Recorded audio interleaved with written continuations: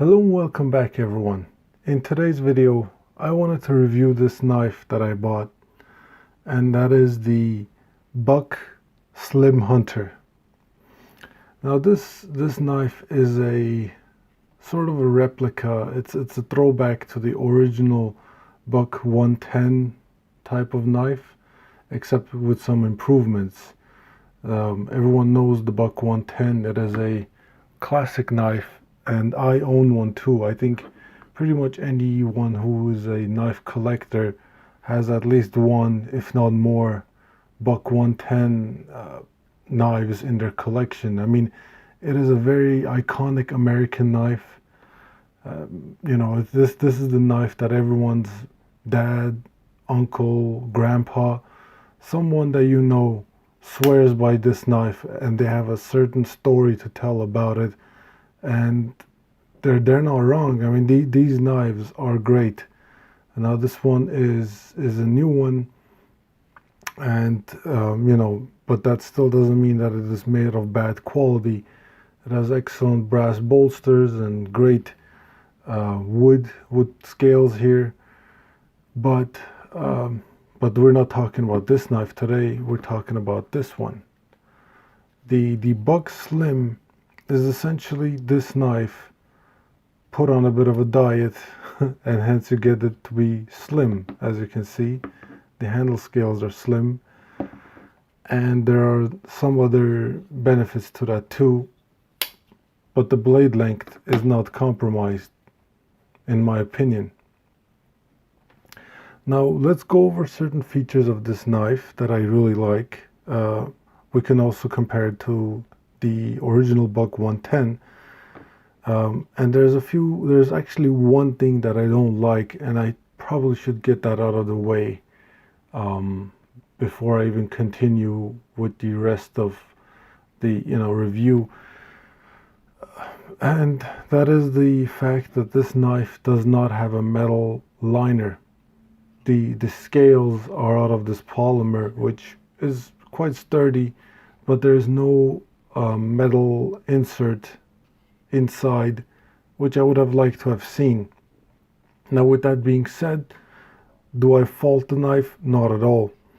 I think this is a sturdy knife with a very positive lockup, and I'm absolutely confident it will do its job as a cutting knife or making slices. These knives, even this one here, I would not use as a stabbing tool or any type of a defense knife. These two are not it. These are hunting knives. But yeah, I wish I would have seen at least one sort of some kind of a steel liner. That would have been great. But I think I know why they went without the liner, which leads me into a positive that I really like about this knife, and that is the weight. This is a featherweight knife. For its size, it is very, very lightweight. So that is a big pro. I also like these generous thumb studs that are on both sides. You can just easily fan this knife open like so. The pocket clip is another thing that I really like.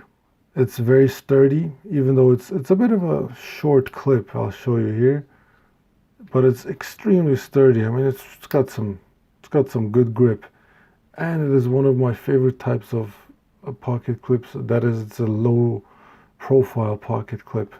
When you have this knife in your pocket, the clip is almost the only thing showing. I'll try to roll in the footage of my, how I carry this knife usually, and especially here, if you have your shirt come over it, there's absolutely nothing to, flash around, which is really cool.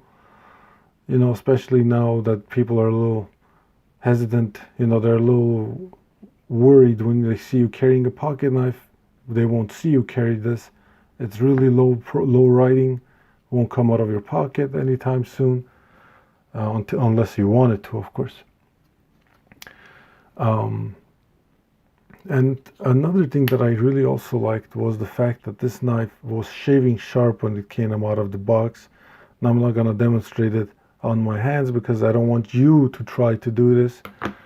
Instead, I'm going to just do the conventional receipt paper. If you can cut through this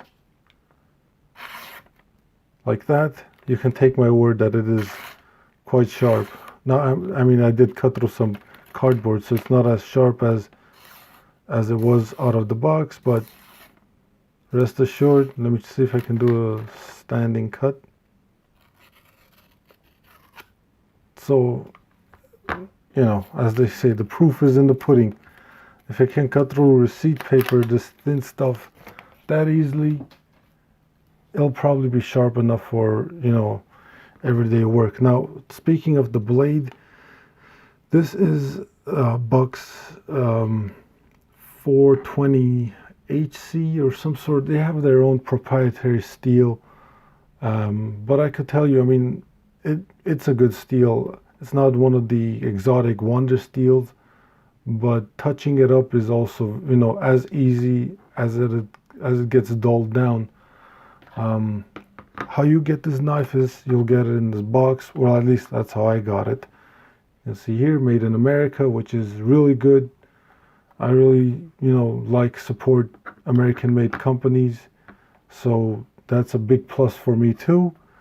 And another interesting fact is that these knives, they have these little hieroglyphs on them almost that indicate when the knife was made. You can see this one here and this one here.